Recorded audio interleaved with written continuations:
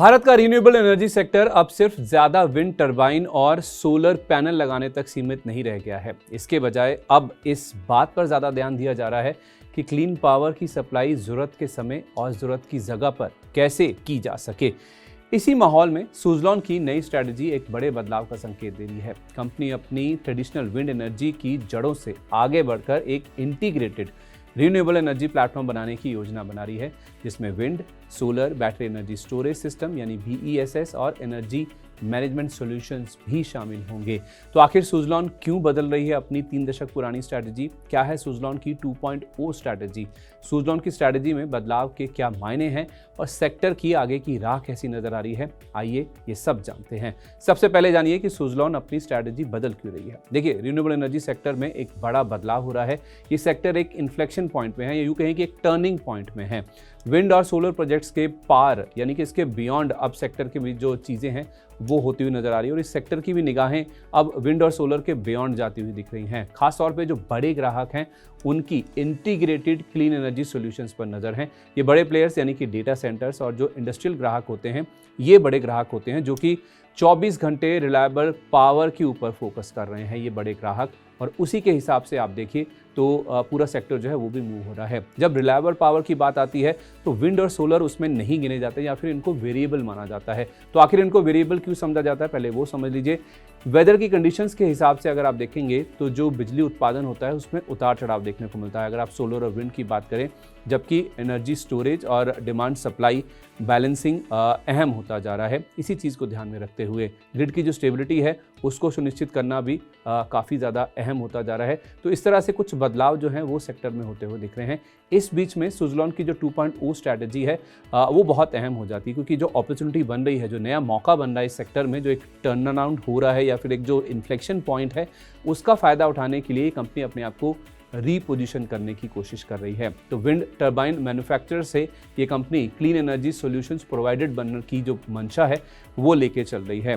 तो जो 5 कारोबार हैं उनको एक सिंगल प्लेटफॉर्म के तहत जोड़ने की कंपनी योजना बना के चल रही है, जिसमें विंड होगा, सोलर होगा, बैटरी एनर्जी स्टोरेज होगा, प्रोजेक्ट डेवलपमेंट होगा और उनका मैनेजमेंट यानी कि AMC कारोबार भी होगा, जो कि एक ही अम्ब्रेला के तहत, एक ही बिजनेस के तहत कंपनी करना चाहती है। तो भारत की जो क्लीन एनर्जी ग्रोथ के अगले फेज में ये कंपनी बड़ा रोल निभाने की इच्छा रखती है, और यही कारण है कि इन्होंने अपने जो FY31 के जो टारगेट्स हैं वो सेट किए हैं।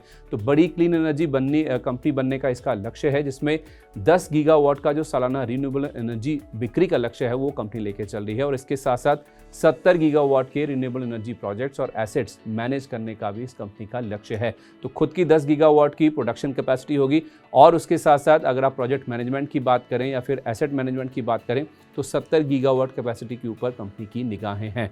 अब स्ट्रैटेजी में बदलाव के मायने क्या हैं, क्यों ये बदलाव किए जा रहे हैं? देखिए, रिन्यूएबल एनर्जी एक बड़े बदलाव की दहलीज पर है। ये पूरा सेक्टर आप देखेंगे तो टर्निंग पॉइंट पर है, इन्फ्लेक्शन पॉइंट पे है। बीते दशक में सफलता इस बात पर निर्भर करती थी कि आपने कितनी क्षमता जोड़ी है, लेकिन अब यहाँ से आगे चलते हुए जो पैमाना है सफलता का वो इस तरह से बदलता हुआ दिखेगा कि आपने कितनी क्षमता ग्रिड के साथ इंटीग्रेट करी है। तो पहले सेक्टर में इंजीनियरिंग कंस्ट्रक्शन से जुड़ी हुई चुनौतियां थी, लेकिन अब पावर सिस्टम ऑप्टिमाइजेशन ये एक बड़ा चैलेंज है जो कि आगे निकल के सामने आता हुआ दिख सकता है। तो 2031-32 तक अगर आप देखेंगे, देश में एक अनुमान के मुताबिक 200 गीगावाट से ज़्यादा एनर्जी स्टोरेज क्षमता की ज़रूरत होने वाली है, और इसी चीज़ का सुज़लॉन एनर्जी फ़ायदा उठाना चाहती है। तो आगे की जो राह है, जो रिन्यूएबल एनर्जी सेक्टर जिसमें ये कंपनी ऑपरेट करती है, उसकी दशा दिशा किस तरह की होगी, उसी हिसाब से कंपनी अपने आप को ट्यून इन करने की कोशिश कर रही है या फिर बड़ा बदलाव करने की कोशिश कर रही है। देखिए, 24 घंटे रिन्यूएबल एनर्जी सप्लाई पर निर्भर करेगी इस सेक्टर की ग्रोथ। जितना 24 घंटे रिलायबल पावर ये सेक्टर प्रोड्यूस कर पाएगा, उतनी ही रिन्यूएबल एनर्जी सेक्टर की ग्रोथ आती हुई नजर आएगी। तो ज़रूरत के हिसाब से बिजली सप्लाई वाले प्रोजेक्ट्स के ऊपर आगे चलते हुए काफ़ी ज़्यादा फोकस देखने को मिल सकता है। तो ऐसी कंपनियां जो कि एक से ज़्यादा रिन्यूएबल एनर्जी सोर्सेज को स्टोरेज के साथ जोड़ पाएंगी, उन कंपनियों के ऊपर ज़्यादा फोकस होगा और इन्हीं को ज़्यादा एज मिलता हुआ नजर आएगा, बनस्पत उन कंपनियों के जो कि स्टैंड अलोन सोलर और विंड प्रोडक्ट से जुड़ी हुई कारोबार पर हैं।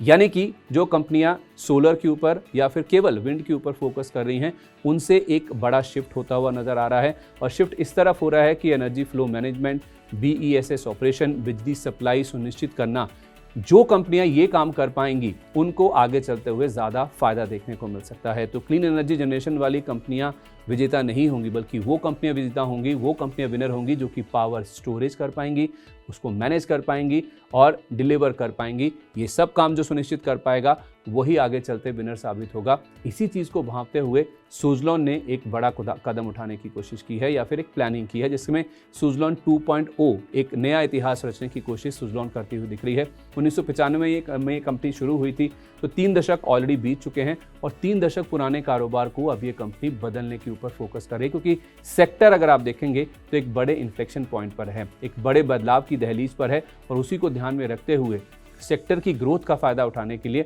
सुज़लॉन अपने आप को बदल रही है, जिस वजह से अगला 1 दशक इस कंपनी के लिए काफ़ी इंपॉर्टेंट हो सकता है। तो सुज़लॉन की जो आगे की राह है उसी पर इसके रिटर्न भी निर्भर करेंगे, लेकिन सुज़लॉन ने अपने आप को तैयार कर लिया है कि बिजनेस के मामले में सेक्टर के साथ अलाइन करके चलेंगे और उस ग्रोथ का फायदा भी उठाते हुए नजर आएंगे। इस खास वीडियो में आज के लिए बस इतना ही। मैं आपसे विदा ले रहा हूँ। नमस्कार।